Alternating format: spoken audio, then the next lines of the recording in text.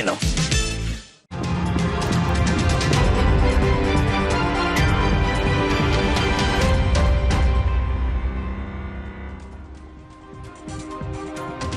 Saudara, polisi menangkap pelaku bentrokan antar kelompok yang terjadi di Kemang, Jakarta Selatan. Tak hanya menangkap pelaku, polisi juga menyita barang bukti senapan angin dan senjata tajam yang digunakan dalam bentrokan.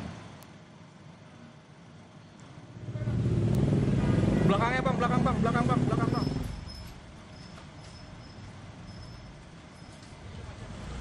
Salah satu pelaku bentrokan kelompok massa ditangkap di kawasan Kemang, Jakarta Selatan. Pelaku ditangkap saat mengendarai mobil. Pelaku ditangkap setelah identitasnya terlacak oleh Satreskrim Polres Metro Jakarta Selatan.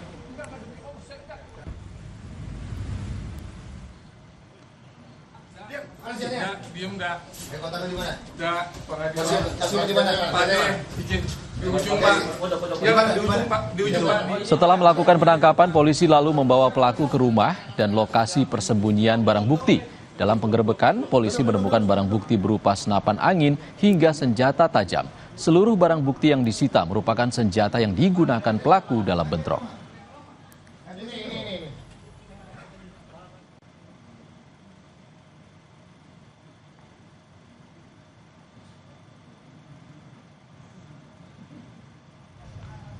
Polisi menyebut penyebab bentrokan antar kelompok massa ini disinyalir dipicu oleh perebutan penguasaan lahan. Polisi menangkap 19 orang yang diduga terlibat langsung dalam bentrokan yang sangat meresahkan warga itu.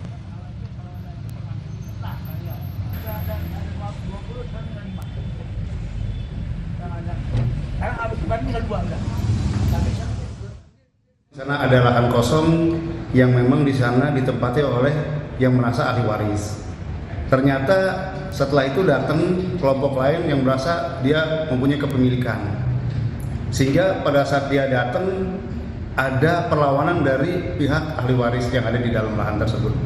Sementara masih dalam penyelidikan dan untuk diduga ada yang belum kita temukan. Langkah-langkah pihak kepolisian Pak dalam peristiwa ini Pak? Iya, sementara kita sudah amankan beberapa orang yang nanti akan kita minta keterangan. Kemudian nanti juga akan dipertemukan antara kedua belah pihak. Yang tersangkanya yang mana sih? Sebelumnya bentrokan dua kelompok massa terjadi di Kemang, Jakarta Selatan pada Rabu pagi. Dua kelompok ini saling serang dengan menggunakan batu hingga senapan angin dan senjata tajam. Diduga bentrokan dipicu dugaan selisih paham masalah pengawasan lahan kosong.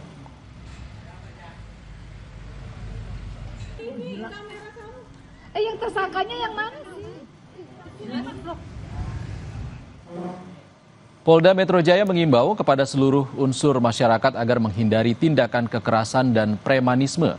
Polisi berjanji akan memberantas berbagai bentuk premanisme di Jakarta. Masyarakat tidak perlu khawatir. Kita sama-sama berkomitmen, Bapak Kapolda Metro Jaya berkomitmen akan memberantas segala bentuk premanisme.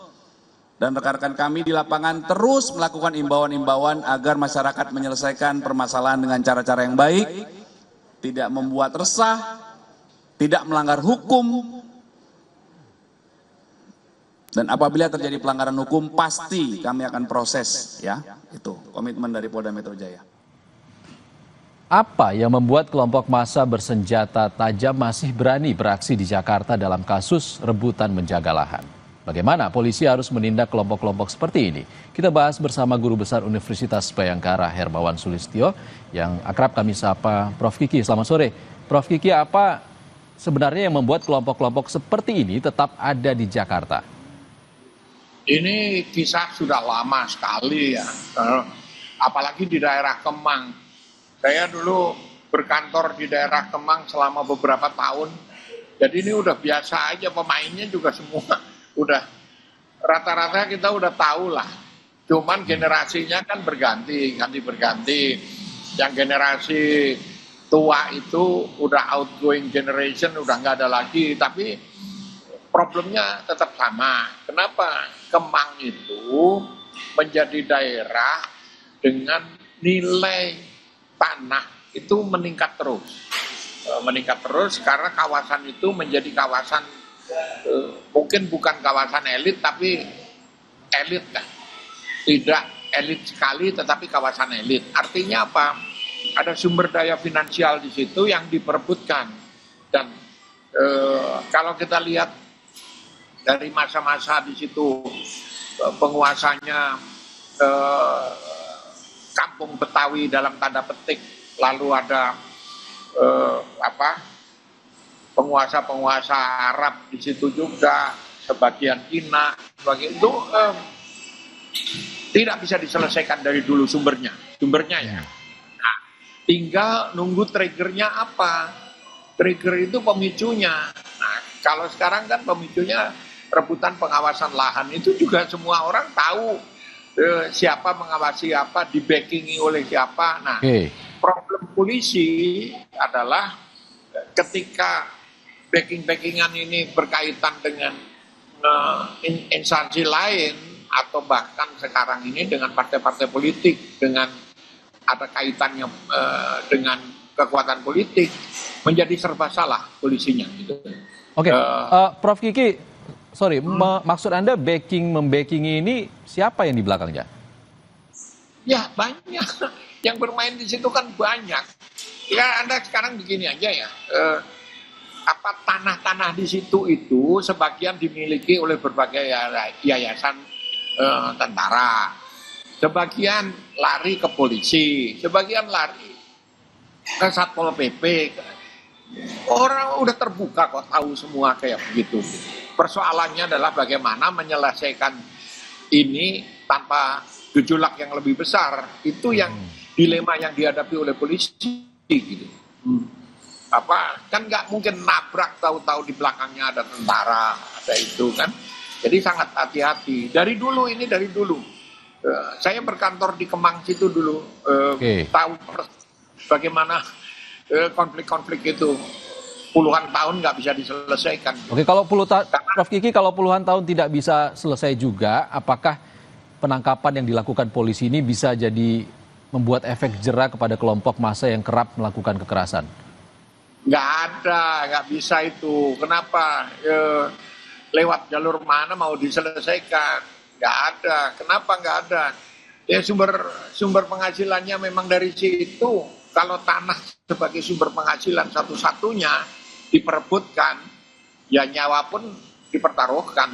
Jadi jangan bermimpi lalu bisa selesai selama tidak ada jalan keluarnya. Contoh, kalau para preman itu tidak punya penghasilan selain menjaga tanah, ya carikan dulu jalan keluarnya. Jalan keluarnya supaya dia tidak mendapat pemasukan dari tanah yang di situ, tetapi ada penggantinya.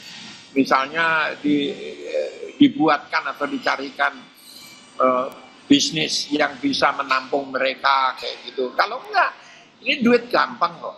Duit gampang, bawa nenteng senjata, bawa senjata, jadi duit. Gitu. Tinggal pembagiannya adil apa enggak gitu. Oke, Prof Kiki, kalau Anda tadi mengatakan sulit diberantas dan aksi premanisme itu terpampang nyata hari ini, bagaimana sebenarnya untuk memberantas? Maksud Anda, apakah ada pembiaran hari ini? Ya, pembiaran dan bukan pembiaran ya. Ini kan solusinya dulu kalau zamannya Pak Harto dengan Petrus, penembakan misterius tuh ditembak-tembaknya aja. Nah, itu instrumen negara yang digunakan, itu jelas pelanggaran HAM kalau itu dilakukan. Apalagi polisi menempuh jalan soft approach. Begitu soft approach, nggak bawa senjata, mau misahin orang dengan senjata, meskipun kalau saya lihat filmnya, fotonya, senjata yang digunakan itu bukan senjata api, ya itu senjata angin, senapan angin, tetapi dari kaliber besar 4,5. Kalau kaliber 4,5 pakai senapan angin, nembak dalam jarak tertentu mati juga orangnya gitu. Ini dari kaliber 4,5, kaliber 3,5 yang lebih standar aja. Itu bisa mati kalau jaraknya pendek, nggak terlalu jauh. Nah, kita lihat penggunaan senjata misalnya itu. Kalau itu tidak lethal ya, artinya itu senjata untuk nembak burung, untuk berburu kayak gitu. Tapi kalau jaraknya dekat ya mati orang. Baik. Ini kelihatannya menyeramkan gitu, tapi itu senapan angin. Senapan angin masih bisa 100 meter gitu, mati juga, bukan cuma kelenger kalau orang. Oke, Prof. 100 meter. Baik, kita nantikan seperti apa pemerintah mengatasi premanisme yang saat ini terjadi belakangan. Terima kasih Prof. Ya. Hermawan Sulistyo sudah berbagi pandangan bersama kami di Kompas Petang. Saudara, usai jeda rekan kami Cynthia Rompas akan membawakan sejumlah informasi, diantaranya Presiden Prabowo Subianto melontarkan candaan saat berpidato di peringatan Hari Buruh di Monas, Jakarta Pusat.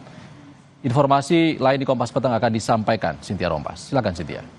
Ya, terima kasih Ihsan. Selain informasi Presiden Prabowo yang melontarkan candaan saat berpidato di peringatan Hari Buruh di Monas, Jakarta Pusat, kita juga punya